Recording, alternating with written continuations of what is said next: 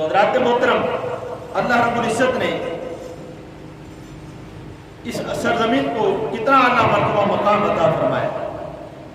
حضرت سیدنا علی المرتضیٰ شیر خدا رضی اللہ تعالیٰ بیان فرماتے ہیں، اطیب ریح فی الارض ارض الہند، آپ فرماتے ہیں ساری روئے زمین پر جہاں کی آب و ہوا بہت ہی خوشگوار ہے، وہ کوئی اور جگہ نہیں، وہ بر صغیر پاک و ہند کی سرزمین ہے، جس کی جو ہے وہ سب سے زیادہ آب و ہوا خوشگوار ہے۔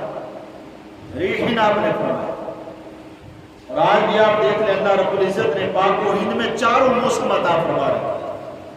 کسی کے پاس ایک موسم، کسی کے پاس دو موسم، کسی کے پاس تین موسم۔ یہ پاک و ہند کی سرزمین ہے کہ جس کو خالق کائنات نے چاروں موسم عطا فرما رکھے ہیں، اور ہر موسم کا الگ الگ سے فائدہ ہے۔ اور ہم جہاں پر روئے زمین پر جہاں پر ہم رہتے ہیں، اس خطے میں رہتے ہیں، اب جیسا اناج اگانا چاہیں اگا سکتے ہیں، جیسی فصل بیجنا چاہیں بیج سکتے ہیں۔ کس لیے کہ ہر فصل کو، ہر اناج کو موسم کی شدت کی، اس کی حرارت کی ضرورت ہوا کرتی ہے۔ تو خالق کائنات نے ہر موسم اس قوم کو عطا کر کے اس پر احسان فرمایا، اور اس سرزمین کو اعلیٰ سرزمین بنایا کہ پاک و ہند کی سرزمین اتنی اعلیٰ ہے کہ یہاں پر جو بھی اگاؤ گے خالق کائنات وافر مقدار میں عطا فرمائے۔ سبحان اللہ۔ تو یہ سائنسدان تو آج اس پر اپنے اپنے جو ہے وہ تجربے بیان کرتے ہیں، لیکن حضرت سیدنا علی المرتضیٰ شیر خدا رضی اللہ تعالیٰ مکہ المکرمہ میں پیدا ہوئے، مدینہ المنورہ میں زندگی بسر کی، پھر کوفہ کے اندر آپ کا جو ہے وہ آخری آرام گاہ ہے۔ مجھے بتائیں ان علاقوں کے علاوہ یا گرد و نواح میں جہاں پر آپ جنگ پر گئے، اس کے علاوہ آپ کسی علاقہ میں نہیں گئے، لیکن میں کہتا ہوں یہ علم مصطفیٰ کا کمال ہے کہ حضور نے جو علم صحابہ کو دیا، وہ علم آگے کس انداز کے اندر بیان کیا جا رہا ہے کہ صحابہ کرام مردوان اس کو بیان کرتے ہیں، لوگوں کو بتاتے ہیں کہ یہ نہ سمجھنا کہ ہمارا اسلام مسجد تک محدود تھا، یہ نہ سمجھنا ہمارا اسلام صرف نمازوں تک محدود تھا، یہ نہ سمجھنا کہ ہمارا اسلام جو ہے وہ فقط جمعے کی حد تک محدود تھا، بلکہ ہمارا اسلام ایسا تھا کہ جس کے اندر پیارے مصطفیٰ نے ہمیں ہر چیز کا علم عطا فرما رکھا تھا۔ ہماری تربیت ہر چیز کے اعتبار سے کر رکھی تھی۔ تو یہ تربیت مصطفیٰ صلی اللہ علیہ وسلم کا ہی تو کمال ہے۔ یہ حضرت علی بیان کر رہے ہیں روئے زمین پر جتنی بھی روئے زمین ہے جس کے حد کوئی نہیں جانتا، تو مولا کائنات حضرت سیدنا علی مرتضیٰ فرماتے ہیں کہ ساری روئے زمین سے پیاری آب و ہوا جو ہے، خوشگوار ہوا جو ہے، وہ موسم جو ہے وہ کہیں اور کا نہیں ہے، وہ پاک و ہند کا موسم ہے جو سب سے زیادہ خوشگوار ہے۔ اس لیے اپنے نوجوان نسل کو یہ بتلائیں کہ ہم جس وطن عظیم میں رہتے ہیں، ہم اس کو اللہ رب العزت کی نعمت سمجھتے ہیں اور اعلیٰ ترین نعمت سمجھتے ہیں۔ حضرات محترم، آج کچھ لوگ جو ہیں وہ قائد اعظم محمد علی جناح کے بارے میں بڑے بڑے عجیب قسم کے جو ہے وہ معاملات بیان کرتے ہیں۔ کوئی ان کو کسی کھاتے میں ڈال رہا ہوتا ہے، کوئی کسی کھاتے میں ڈال رہا ہوتا ہے۔ سب سے پہلی چیز تو یہ ہے کہ ہمیں بخوبی جان لینا چاہیے کہ جب تک کسی کے بارے میں آپ کو تحقیق نہ ہو کہ اس کا مذہب کیا ہے، اس وقت تک اس کے مذہب پر بات نہ کی جائے۔ جو مرضی اٹھاتا ہے تو قائد اعظم محمد علی جناح کو کسی فرقے میں ڈال دیتا ہے، وہ کسی قسم کا فتویٰ لگاتا ہے وہ کسی کھاتے میں ڈال دیتا ہے۔ بس کیا جی فلاں دکان پر بیٹھے تھے تو یہ بات ہوئی، فلاں جگہ پر بیٹھے تھے تو یہ بات ہوئی۔ کچھ مولویوں نے اس پر شدت اختیار کی ہوتی، داڑھی کوئی نہیں سے ہو چکا مسلمان سی بھائی، کیا جس کی داڑھی نہیں ہوتی ہے علماء ہی بیان کر دیں وہ مسلمان نہیں ہوتا؟ اس کا مطلب ہرگز یہ نہ لے لینا کہ میں کہہ رہا ہوں کہ داڑھی رکھو ہی نہ۔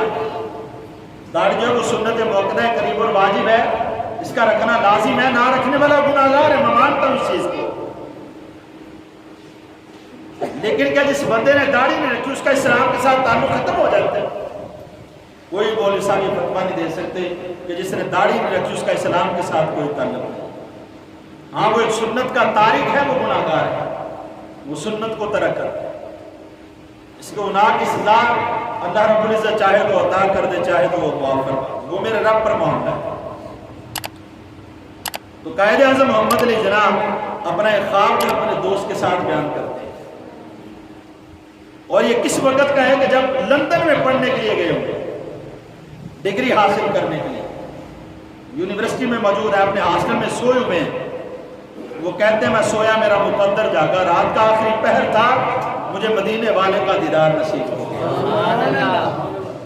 کیا مدینے والے کا دیدار کسی گستاخ کو ہوا کرتے ہیں؟ نافرمان کو، بد عقیدہ کو ہوا کرتے ہیں؟ مدینے والے کا جب بھی دیدار ہوتا ہے ہمیشہ صاحب ایمان کو نصیب ہوتا ہے۔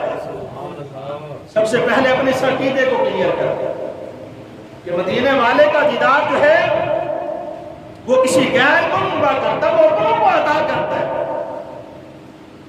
تو قائد اعظم محمد علی جناح کیا فرماتے ہیں کہ میری ڈگری بھی مکمل ہوگی، آگے مزید تعلیم حاصل کرنا چاہ رہا تھا کہ رات کو مدینے والے کا دیدار ہوا۔ کہتے ہیں پہلے کیا میں دیکھتا ہوں کہ میرا بستر ایسے جیسے کسی نے ہلایا ہے، میں اٹھا تو دیکھتا ہوں کوئی موجود نہیں، میں نے سوچا شاید میرا وہم ہے، میں سو گیا۔ دوبارہ آنکھ لگی، پھر میرا بستر گلا ہلا ہے، کہتا میں پھر اٹھا، پھر دیکھا کوئی چیز نظر نہیں آئی، پھر سو گیا۔ تیسری مرتبہ ایسے جیسے مجھے کسی نے اچھی طرح جھنجھوڑا ہو۔ جب تیسری مرتبہ میری آنکھ کھلی تو مجھے خوشبو آنا شروع ہو گئی، میرے کمرے سے خوشبوؤں کے حلے آ رہے ہیں۔ تو کہتے ہیں جیسے ہی مجھے وہ خوشبو آنا شروع ہوئی تو میں کیا دیکھتا ہوں، ایک نورانی چہرے والی شخصیت میرے سامنے موجود ہے۔ جب میں دیکھتا ہوں تو میرا تعارف ان کے ساتھ ہوتا ہے۔ وہ کہتے ہیں محمد علی جناح تم یہاں پر پڑھنے کے لیے بیٹھے ہو، وہاں پر سرزمین پر، ہندوستان کی سرزمین پر مجھے تیرے جیسے کسی غلام کی ضرورت ہے۔ میں نے پوچھا آنے والے تم کون ہو؟ تو انہوں نے فرمایا پیارے محمد علی جناح میں کوئی اور نہیں، میں تمہارا سچا نبی محمد عربی صلی اللہ علیہ وسلم۔ تم یہاں پر آرام کرنے کے لیے، اعلیٰ ڈگریاں حاصل کرنے کے لیے نہیں آئے، بلکہ یہاں سے بھی واپس پلٹو پاکستان چلے۔ محمد علی جناح کہتے ہیں میں اسی وقت واپس پلٹا تو میں اپنے صحاب کا نظریہ اپنے علماء کے سامنے رکھا، علماء نے میرا ساتھ دیا، اور اس خواب کی تعبیر کوئی اور نہیں ہے، وہ ملک پاکستان کی صورت کے اندر وہ ہمیں نصیب ہوئی۔ یہ تعبیر جو آپ کو آج نظر آ رہی ہے، آزادانہ ہم عبادت کرتے ہیں، اللہ کا ذکر کرتے ہیں، تلاوت قرآن کرتے ہیں، آپ پر نہ کوئی ہندو تشدد کرنے والا ہے، نہ کوئی سکھ آپ پر ظلم ڈالنے والا ہے، نہ کوئی انگریز آپ پر تشدد کرنے والا ہے۔ یہ کسی اور کی محنتوں کا نتیجہ نہیں ہے، یہ محمد علی جناح کی محنتوں جو ہے وہ محنتوں کا نتیجہ ہے، اور اس وقت کے علماء کی محنتوں کا نتیجہ ہے۔ علماء نے کہا اگر تم نے خواب کے اندر محمد عربی صلی اللہ علیہ وسلم کی زیارت کی ہے تو پھر ہم پیچھے اپنے والے نہیں، ہم شانہ بشانہ تمہارے ساتھ کھڑے ہوئے ہیں۔ اس وقت آپ تاریخ اٹھا کر دیکھیں کہ کتنے علماء جو تھے محمد علی جناح کے ساتھ موجود تھے، جنہوں نے ملک پاکستان بنانے کے اندر قربانیاں پیش کی، اپنا وقت قربان کیا، اپنا مال قربان کیا، اپنا سب کچھ قربان کیا۔ تو حضرات محترم اس لیے اپنی طرف سے رائے قائم کر دینا کہ بر صغیر کو ایک جو ہے وہ فلاں مسلک کا جو ہے وہ سربراہ ملا نہیں، بر صغیر کو جو اللہ رب العزت نے جو ملک پاکستان کو بالخصوص جو رہنما عطا فرمایا قائد اعظم محمد علی جناح کی صورت میں، وہ ایک صحیح العقیدہ مسلمان شخصیت ہے۔